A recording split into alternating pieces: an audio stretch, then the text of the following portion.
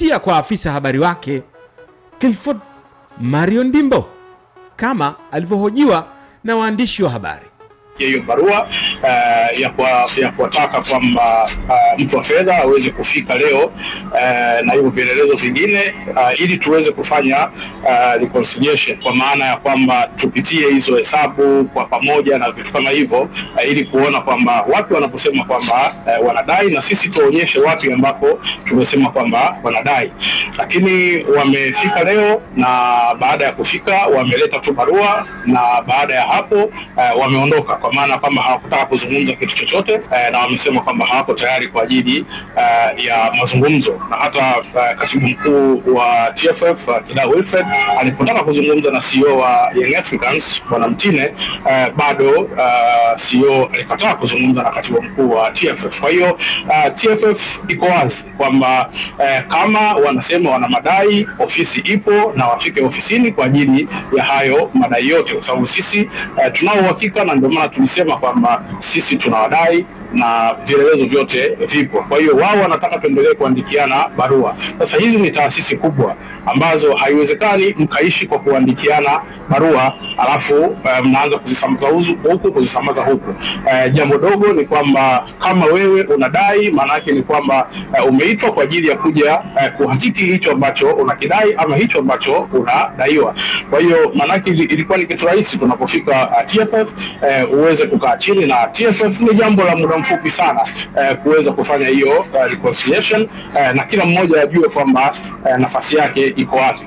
Sasa hatuwezi kuwa tunaendelea kuandikiana barua hizi kama vile tunatuma kosa huku na vitu kama hivyo.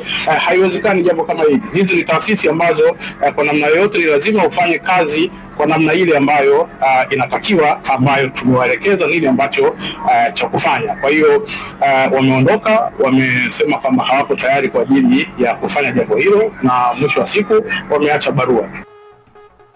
Majibu ya Clifford Mario Ndimbo.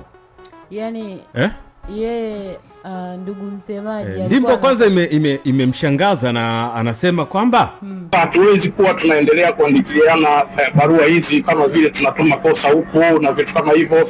Haiwezekani jambo kama hili. Hizi ni taasisi ambazo kwa namna yoyote ni lazima ufanye kazi kwa namna ile ambayo inatakiwa, ambayo tumewaelekeza nini ambacho cha kufanya. Kwa hiyo wameondoka, wamesema kwamba hawako tayari kwa ajili ya kufanya jambo hilo, na mwisho wa siku wameacha barua. Bwana, kwa hiyo Bwana Ndimbo hapa ni kama anawafundisha namna ya kufanya kazi. Na sijui kama atakuwa yuko sahihi ama vipi. Tusaidiane hapa, tusaidiane hapa. Wasemaje Manumbu? Kwa upande wangu mimi nadhani ofisa habari alikuwa tu anatakiwa kuelewa kwamba kwa jambo lilipofikia na hivi kutoleana maneno kwa pande mbili, njia waliotumia Young Africans ya maandishi ni njia proper zaidi, kwa sababu unapotumia maandishi manake lazima utabaki na kumbukumbu, utabaki na ushahidi. Katikati hapo Young African wamesema wanamdai TFF pesa za mashindano ambazo walichukua ubingwa. TFF yeye akasema anaidai Young Africans kiasi fulani, na wakawaomba watume wawakilishi wao kufika ofisini kwa ajili ya kufanya nini? Kuangalia hizo process za kujua kipi kinadaiwa na kipi ni kipi.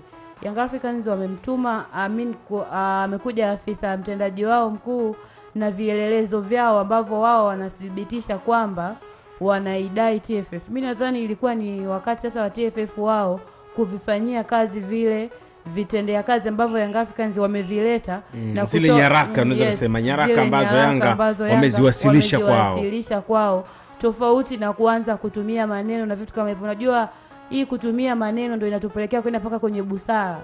Mimi nadhani tuendelee tu kudeal na ushahidi, tuendelee kudeal na document, ili hata ikitokea pande mbili hazijaelewana ushahidi uwepo, kwa sababu mambo yanaweza kafika mbele kule, labda tunaweza tukamsanua Ndimbo. Haya mambo yanaweza kafika mbele kule tofauti na walivyotarajia, alafu ushahidi ukawa unahitajika, pengine documents ilikuwa lini, tarehe ngapi mliandika barua, nyinyi kiasi gani. Mimi nitakwambia ni kwa nini TFF wanataka kuongea na Yanga hivi. Na kwa hali ilipofikia ni beta tu hali endelee hivi, watu waendelee kufanya vitu kwa maandishi, ili in case ya chochote watu wajue wanaanzia wapi. Maana sasa hivi public ni kama imegawanyika, wanashindwa kumwamini Yanga, at the same time wanashindwa kumwamini TFF, nani yupo sahihi. Kwa hiyo wao watumie zile nyaraka ambazo Young Africans wamezipeleka leo, kuangalia na wao walichokisema kama kinaendana, na kama sio waje na taarifa kwa umma, kwa sababu hizi taarifa tayari zina maslahi ya umma na tunatamani kufahamu zaidi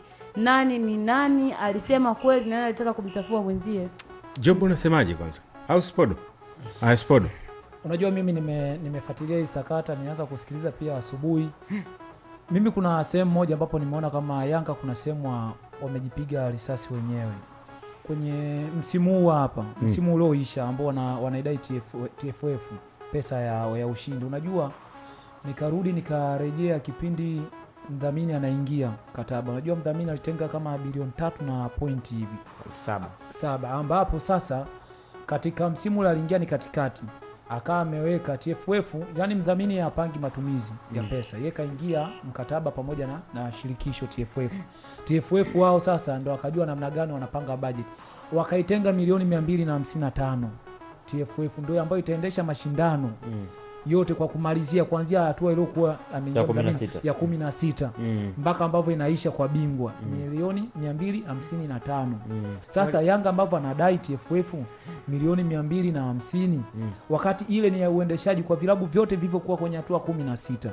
Hiyo sehemu ya kwanza ambapo Yanga wanapaswa pia wajitafakari kwa namna, itafuta hizo video zipo karejea kabla ya kwenda